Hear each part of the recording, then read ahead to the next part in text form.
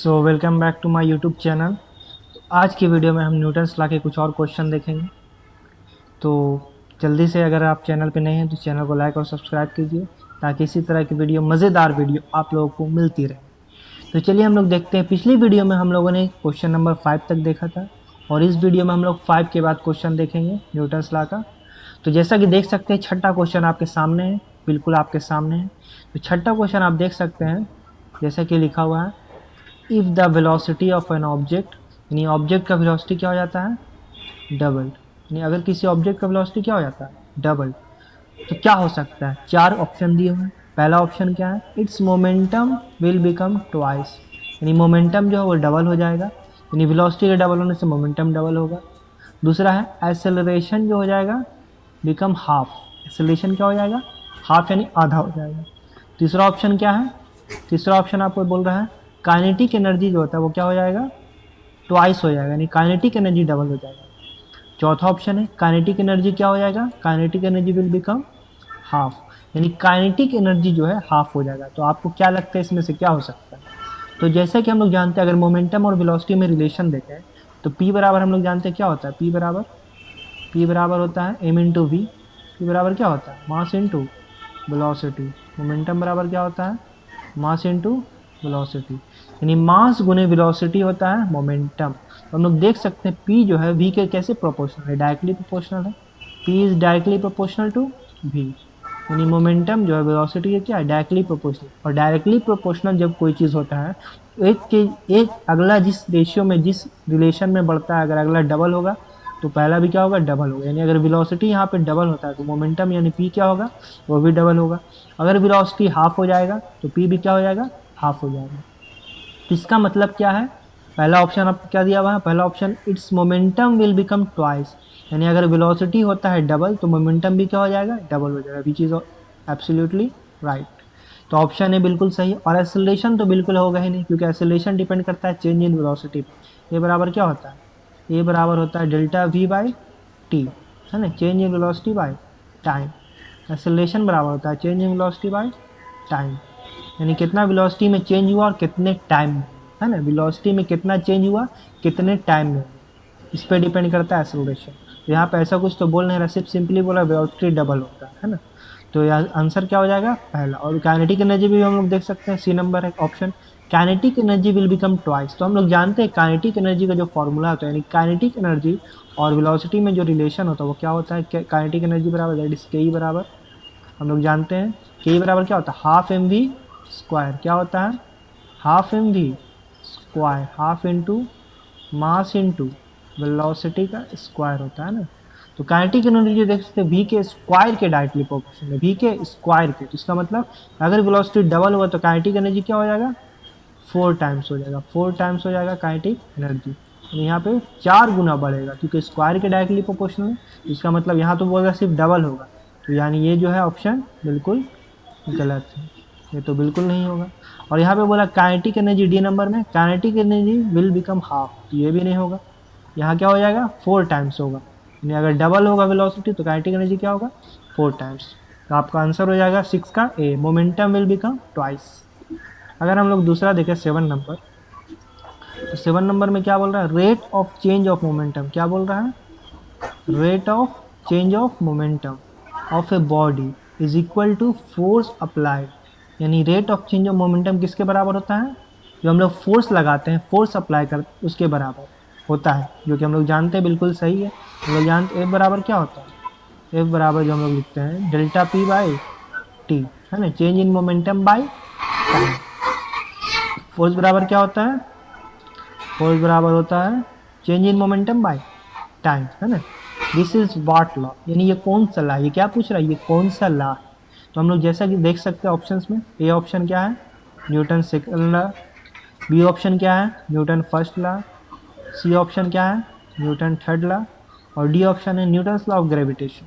तो ग्रेविटेशन का लॉ तो ये होगा नहीं, ग्रेविटेशन का लॉ कुछ और होता है, हम लोग जानते हैं। ए बराबर क्या होता है, लॉ ऑफ ग्रेविटेशन, एफ बराबर होता है G M one M two by, G M one M two by R square. क्या होता है, G M one M two by R, R square. ये होता है न्यूटन्स लॉ ऑफ ग्रेविटेशन, ये होता है न्यूटन्स लॉ ऑफ ग्रेविटेशन।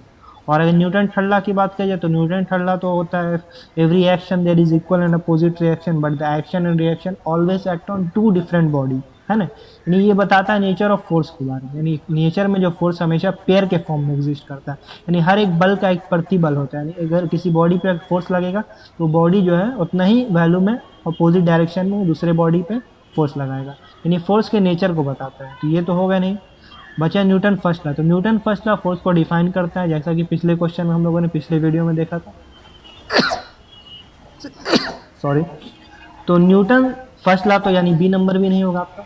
तो ए नंबर क्या है, न्यूटन सेकंड लॉ। और हम लोग जानते हैं न्यूटन सेकंड लॉ यही बताता है कि फोर्स जो होता है वो डायरेक्टली प्रोपोर्शनल होता है rate of change of momentum की, और इसका जो डायरेक्शन होगा फोर्स के डायरेक्शन में होता है। तो हम लोग जानते हैं न्यूटन ये क्या है, न्यूटन सेकंड लॉ। तो ये जो है rate of change of momentum और body is equal to force applied, ये क्या है, न्यूटन सेकंड लॉ। तो इसका आंसर हो जाएगा 7 नंबर। हम लोग देखेंगे 8 number, friction is an, friction क्या है, हम लोग जानते हैं फ्रिक्शन के बारे में। फ्रिक्शन क्या है, पहला ऑप्शन है सेल्फ एडजस्टिंग फोर्स है, मतलब सेल्फ एडजस्टिंग मतलब अपने हिसाब से वो अपने आप को एडजस्ट कर सकता है, यानी अपने आप को बढ़ा घटा सकता है, इसका मतलब ये है। तो क्या ये सही है, हम लोग जैसा कि जानते हैं जब कभी किसी ब्लॉक को रखा जाता है ग्राउंड में, होता क्या है, तो ब्लॉक देखे ग्राउंड में रखा, कहाँ रखा हुआ, ग्राउंड में। जब हम लोग फोर्स लगाते हैं, क्या लगाते हैं, एक्सटर्नल फोर्स लगाते हैं। तो एक्चुअली में होता क्या, जब एक्सटर्नल फोर्स लगाते हैं तो हम लोग एक्सटर्नल फोर्स लगाते हैं तो देखते हैं कि तुरंत ब्लॉक मूव नहीं करता है। अगर मान लो किसी रफ जगह पे रखा हुआ, काफ़ी रफ है, तो अगर हम फोर्स लगा रहे हैं तो अचानक से मूव नहीं करेगा। फिर उसको हम लोग थोड़ा बढ़ाते हैं, फोर्स को हम लोग क्या करते हैं, इंक्रीज करते हैं। अभी भी क्या हो रहा है, ब्लॉक मूव नहीं कर रहा है, ठीक है, फोर्स को और बढ़ाया, फिर देखते हैं अभी भी मूव नहीं कर रहा। लेकिन एक लिमिटिंग केस आता है कि अब जो अगर फोर्स हम बढ़ाएंगे तो ब्लॉक हल्का हल्का जो है स्लाइड करना स्टार्ट करती है। तो इससे क्या पता चला, शुरुआत में फोर्स कम था तो वहाँ पे फ्रिक्शन भी कम लग रहा था, ठीक है। जैसे इस फोर्स का मैग्नीट्यूड थोड़ा बढ़ाया तो फ्रिक्शन भी थोड़ा बढ़ गया, तभी तो वो रुका हुआ है, चल नहीं रहा है ना। उसके बाद थोड़ा और बढ़ाया, फ्रिक्शन भी थोड़ा बढ़ गया, लेकिन फ्रिक्शन का एक लिमिटिंग केस है, यानी इस लिमिट तक फ्रिक्शन अपने आप को एडजस्ट कर सकता है। जिसके बाद अगर फोर्स थोड़ा सा भी बढ़ेगा तो फ्रिक्शन क्या हो जाएगा, उसका जो वैल्यू है वो क्या हो जाएगा, घट जाएगा। यानी वो फ्रिक्शन किस में हो जाएगा, जब बॉडी मोशन में आता है तो वो काइनेटिक हो जाता है। तो जो फ्रिक्शन का लिमिटिंग केस होता है उसको कहते हैं लिमिटिंग फ्रिक्शन, और जो बॉडी रुका हुआ में फ्रिक्शन लगता है उसे कहते हैं स्टैटिक फ्रिक्शन, है ना। ये सब हम लोग फ्रिक्शन में देखेंगे। तो यहाँ पे हम लोग ये बिल्कुल सही ऑप्शन है, ये है कि सेल्फ एडजस्टिंग होता है फ्रिक्शन। क्या होता है, फ्रिक्शन इज सेल्फ एडजस्टिंग, ठीक है। फ्रिक्शन क्या होता है, friction is self adjusting force, ठीक है। और बी नंबर देखेंगे, बी नंबर क्या बोल रहा है, important force in daily life, यानी हमारे डेली लाइफ में ये काफ़ी इंपॉर्टेंट फोर्स है। तो क्या ये सही बोल रहा है, जी बिल्कुल सही बोला, क्योंकि हम लोग जानते हैं जब हम लोग मूव करते हैं और बहुत सारी चीज़ें हैं हम लोग लिखते हैं, है ना, बहुत सारी चीज़ें जो फ्रिक्शन पे वर्क करती है, बिना फ्रिक्शन के वो काम नहीं कर सकता। बेसिकली हम लोग जब चलते हैं ज़मीन पे तो हम ग्राउंड को पीछे की तरफ फोर्स लगाते हैं और ग्राउंड हमारे रिएक्शन में वो क्या करता है, आगे की तरफ हमें पुश करता है, और इसका एक कंपोनेंट होता है फ्रिक्शन जो कि पैरेलली लगता है, ठीक है। तो बी नंबर क्या होगा, बी नंबर भी सही है, ठीक है। और सी नंबर देखेंगे, नेसेसरी एवेल, यानी एक शैतान की तरह, एक ज़रूर एक क्या है, एक शैतान। क्या फ्रिक्शन एक शैतान शैतान की तरह है, जी बिल्कुल है। क्यों, कि फ्रिक्शन एक सेल्फ एडजस्टिंग यानी अपने वैल्यू को घटा और बढ़ा सकता है।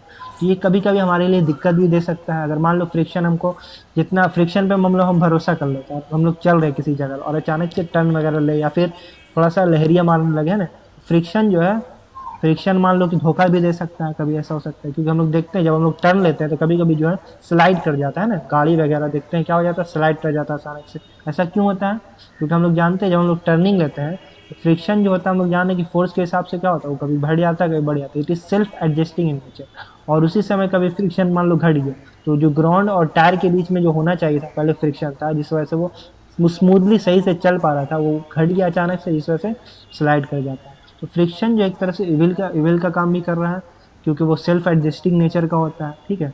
तो यानी हमारा ए भी सही है, बी भी सही है, सी भी सही है, तो इसका आंसर क्या हो जाएगा, डी ऑल हो जाएगा, यानी ये तीनों सही है। 4 नंबर बहुत ही आसान क्वेश्चन है, यूनिट ऑफ फोर्स पूछ रहा है। फोर्स का यूनिट क्या होता है, kilogram metre, this is not right answer, kilogram metre is not the unit of force.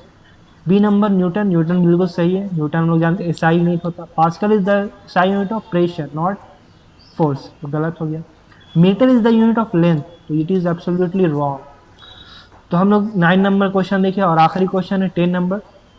Galileo law of inertia is another name for, यानी गलीलियो का जो लॉ ऑफ इनर्शिया है वो किसका दूसरा नाम, यानी इसका कोई और नाम भी है, गलीलियो लॉ ऑफ इनर्शिया किसका दूसरा नाम है।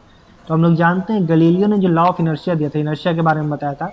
इनर्शिया जो है बॉडी का एक प्रॉपर्टी है जो इस वजह से, जिसके होने से बॉडी जो अपनी चेंजिंग का अपोज करता है, यानी बॉडी में जब कुछ बदलाव करेंगे, यानी बॉडी रुकी हुई बॉडी को चलाना चाहेंगे या चलती हुई बॉडी को रोकना चाहेंगे, तो उसमें उसका क्या करेगा, बॉडी अपोज करेगा। इसी प्रॉपर्टी को कहते हैं इनर्शिया। और inertia is the measure of mass, यानी इनर्शिया किसका मेजर है, मास का, यानी जितना ज़्यादा मास होगा बॉडी में उतना ज़्यादा इनर्शिया होगा। ठीक है, तो हम लोग जानते हैं लॉ ऑफ इनर्शिया जो है किसका दूसरा नाम है, न्यूटन फर्स्ट लॉ का, क्योंकि इसी लॉ को रखते हुए न्यूटन ने अपना पहला लॉ दिया था, लॉ ऑफ इनर्शिया, जिसे हम लोग कहते हैं ना। तो ये यानी आंसर हो जाएगा हमारा ए नंबर। तो आई होप आपको आज का वीडियो काफ़ी अच्छा लगा और काफ़ी इन्फॉर्मेटिव, आपको काफ़ी कंसेप्ट क्लियर हुए होंगे न्यूटन्स लॉ से रिलेटेड। तो इसी तरह के वीडियो के लिए बने रहिए।